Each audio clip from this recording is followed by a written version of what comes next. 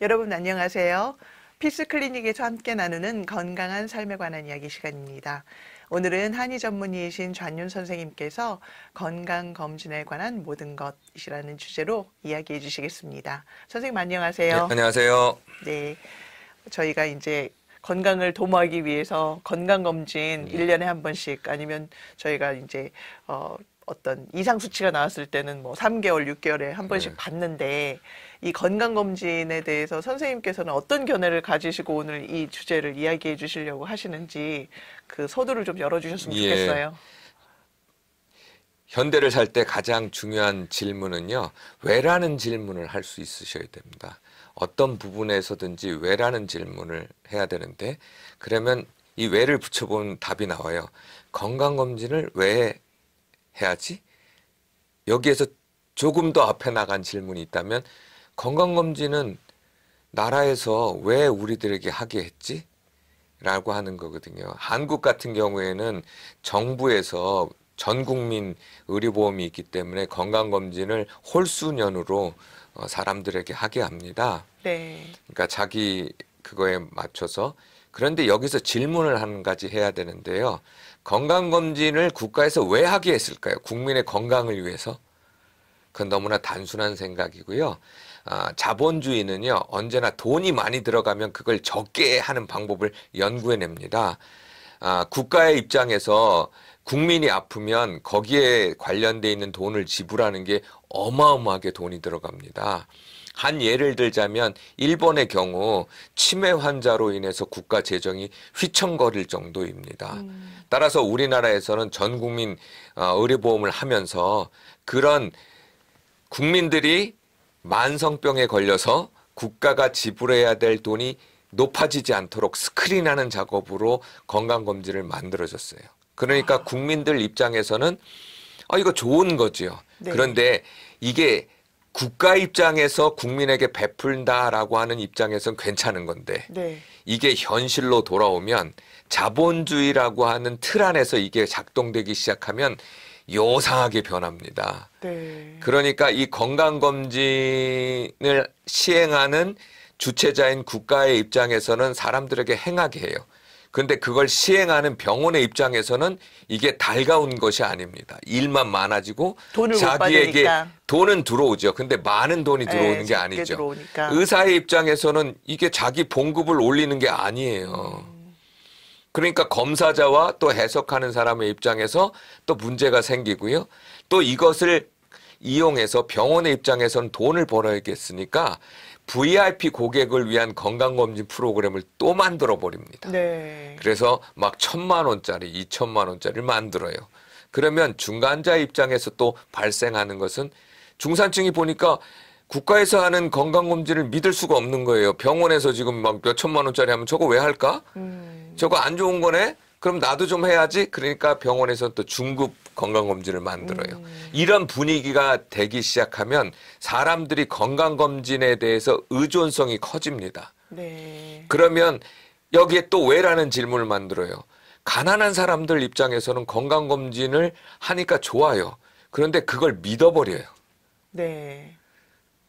그러면 중산층이나 부자들은 왜 그걸 안 믿는데? 이 생각을 안 해보는 거예요. 건강검진이 스크리닝을 한다는 건 그것이 정확하지 않고 중병자를 골라내서 하는 거니까 내가 중병이 아닌 사람들 같은 경우에는 별로 도움이 안 되겠네? 라는 생각을 못하고 그 수치에 따라가서 나는 건강하다고 밀어버려요. 그렇게 되겠네요. 그러면 문제가 심각하죠. 또 의사의 입장에서는 수치가 나오니까 나빠지면 그냥 국가에서 두는 돈이 적으니까 자세히 보지 않고 그냥 약만 넣으면 약 처방을 해버립니다. 네. 그럼 과처방이 되면서 사람들은 약 중독에 걸려요. 근데 이게 제약회사 입장에서 보면 또 돈 벌 기회가 됩니다. 네, 그렇죠. 그런데 그러면 약이 효과가 있으려면 약의 농도를 높이는 게 중요합니다. 근데 부작용이라는 게 있으니까 부작용에 통과될 만큼 독을 낮추는 데 있지 건강과는 상관없이 이걸 또 제정하게 돼요. 그럼 또 그걸 많이 먹는 사람은 그 약의 부작용 때문에 또 다른 약을 먹게 돼요. 이런 상황에서 건강검진이 지금 이루어지고 있고 이런 건강검진을 통해서 많은 사람이 건강에 관심을 갖는 건 좋은 측면이지만 이것에 대해서 의지하기 시작하니까 또 유튜브를 통해서 많은 사람들이 건강검진을 해석하는 법을 만들면서 은근하게 영양제 사업을 하는 사람이 있어서 특정 의사들은 그 영양제 사업으로 돈을 어마어마하게 벌고 있습니다. 네. 이런 상황에서 건강검진을 바라보셔야 한다는 거예요. 제가 말씀드리고 싶은 것은 이런 자본주의에 살 때는 반드시 왜라는 질문을 하고 내 건강은 내가 책임진다. 만약 내가 부자라면 돈을 뭐 1,000만 원 내서 의사를 고용해서 내 몸을 해석해서 그걸 들으면 돼요. 근데 가난한 사람은 그렇게 하지 못하잖아요. 대부분이죠. 뭐. 네. 예. 그러면 그 사람들은 어떻게 해야 될까요? 자기 스스로 공부를 해야 됩니다. 그러니까 정보를 모아야 되죠. 정보가 돈이 되는 세상이고 정보가 내 몸을 효과적으로 관리할 수 있게 만들어줄 수 있어요.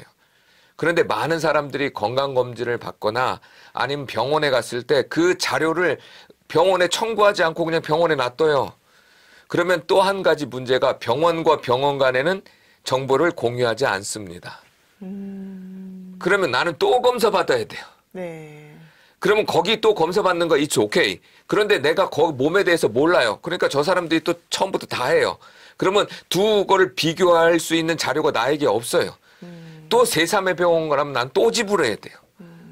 이런 문제에 있어서 가장 중요한 건 건강검진이 아니라 환자들이 혹은 이 주체자들이 내가 이제 건강을 내 손으로 관리해야 되겠다. 그러면 뭘 해야 되죠? 건강에 대한 이해가 필요하잖아요. 네. 그러면 건강에 대한 이해를 해서 의학서적을 다 볼 필요 없습니다. 가장 좋은 방법은 내가 했던 건강 자료들을 가지고 분석을 하는 거예요. 시간이라는 개념이 들어가잖아요. 내가 1년 전에 받은 것, 2년 전에 받은 것, 혹은 3년 전에 받은 것 다 비교하면 뭔가 변화가 생기잖아요. 네. 그러면 그 변화가 왜 생겼는지 찾아봐서 모르면 그때 이제 의사한테 내가 갈 기회가 생기면 가서 적어 놓고 다 질문하는 겁니다. 네. 선생님께서 살짝 얘기는 해주셨는데 본인의 건강검진 결과 데이터를 모으십시오라고 얘기하셨는데 그 외에도 이 환자가 주체적인 어떠한 그 마음 자세를 가지고 자기 건강의 관리를 하려고 할 때 어떤 부분이 조금 더 이제 필요할까 네. 설명해 주셨으면 좋겠어요. 두 가지만 염두에 두시면 되는데요. 첫째는 생각하는 법을 배우셔야 됩니다. 네 가지를 먼저 생각하시면 쉬운데요. 정치적 측면, 경제적 측면, 사회적 측면, 심리적인 측면으로 모든 것들이 이루어집니다. 건강검진을 이 네 가지 측면에서 한번 바라보시라는 거예요. 제가 설명한 게 이 네 가지 측면입니다. 어떤 것이든지 이런 측면으로 바라보셔야 돼요. 그걸 통해서 어느 쪽의 확률이 높아서 이게 생긴 건가를 생각해보고 이렇게 복잡하게 생각하는 훈련들을 하지 않으면 쉽게 남에게 후킹, 그러니까 딸려가게 돼 있습니다. 유행이라는 거, 건강검진의 유행이라는 게 바로 이런 패턴에서 생기는 거거든요. 그리고 두 번째는 데이터 분석을 할 줄 아셔야 됩니다. 여러분이 하는 행동은 AI라고 하는 패턴을 통해서 일정한 패턴을 보게 되면 한 사람의 패턴으로는 잘 모르지만 수백만이 패턴을 하면 그건 어마어마한 돈이 됩니다.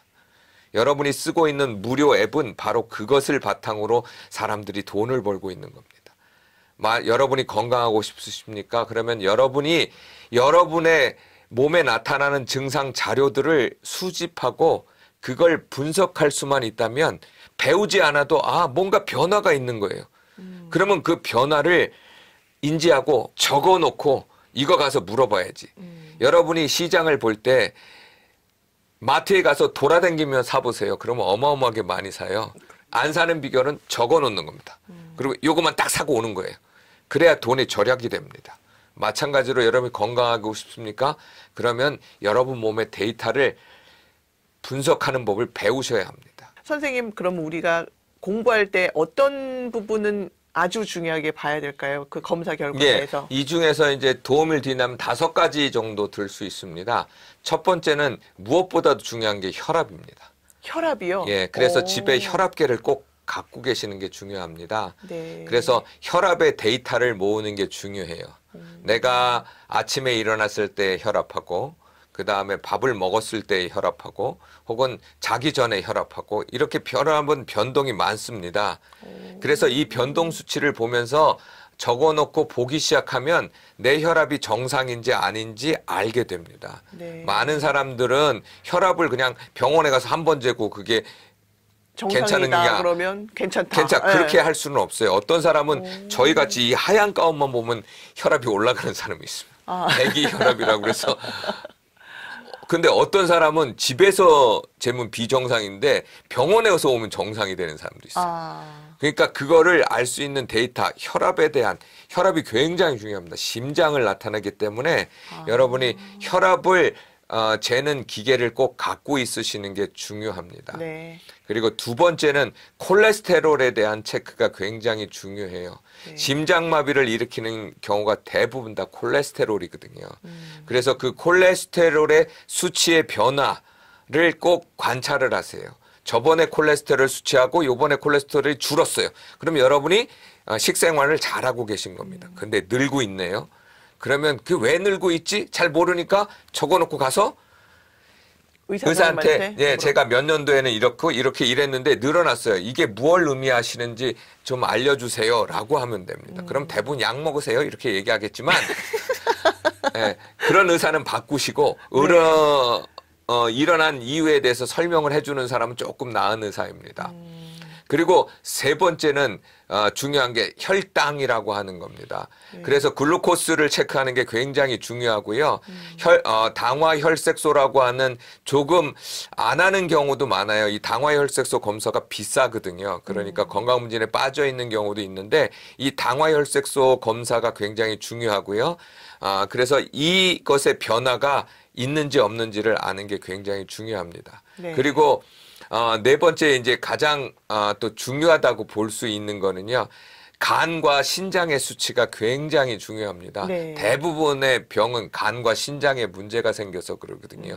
그중에 AST, ALT라고 하는 수치가 변화가 있다면 이게 왜 변화가 있는지 그리고 그거는 간에 관한 거죠. 예, 그러니까 네. 그다음 신장에는 신장 여과율이라고 하는 게 있어요. 네. EGFR이라고 하는 EGFR. 수치인데 그것이 지금 변화되고 있는지 그거에 대한 중점적으로 관리하시면 굉장히 도움이 되고요. 마지막으로 제일 중요합니다. 왜냐면 큰 병이 그런 데서 많이 일어나니까 WBC라고 그래서 적혈구, 헤모글로빈이라고 하는 수치가 정상인지 네. 그리고 백혈구의 수치가 그 중에서도 호중구와 림프구라고 하는 것이 변화가 어떻게 되는지 이게 단핵구도 중요하긴 한데요. 그것보다는 호중구와 그다음 림프구의 변화가 우리 몸에 이제 백혈구 면역 작용에 굉장히 중요하거든요. 그래서 면역이 굉장히 중요하니까 여기에 변화가 있다면 반드시 그거에 대한 체크가 필요하게 되는 거죠. 왜냐하면 이것이 암과도 연관성이 많이 있기 때문에 그래서 혈액 검사가 마지막으로 요 5가지를 중점적으로 여러분들이 여기에 변화가 됐다면 이 변화의 원인을 반드시 찾아보도록 노력하시면 백지에서 시작해도 노력하면 의학은 쌓이게 돼요. 의사한테 자꾸 듣게 되면 쌓이게 되거든요. 그러다 보면 당뇨병 20년이면 당뇨 전문의보다 당뇨 약에 대해서 더 잘 알게 되는 경우가 많아요. 그러니까 경험이 쌓인다는 것, 지식이 쌓인다는 것, 그걸 분석할 수 있는 능력을 데이터에서 꼭 찾으시라는 겁니다. 네, 오늘 선생님께서 저희 환자들이 주체적인 마음을 가지고서 본인의 건강을 이렇게 경영해야 된다라는 아주 말씀을 해주셨는데 사실 처음에 이제 선생님께서 말씀해 주셨을 때는 그 방법이 굉장히 추상적이고 어디서부터 시작해야 할까 하는 그런 마음이 들었는데 현실적인 조언을 이렇게 해주시고 우리가 해볼 수 있을 것 같은 이러한 그 실질적인 그 방법들을 알려주시는 시간이어서 참 귀한 배움의 시간이었다고 생각을 합니다. 오늘 이 영상이 여러분들께 많은 도움이 되셨기를 바라면서 오늘 인사를 드리도록 하겠습니다. 선생님 감사합니다. 네, 감사합니다.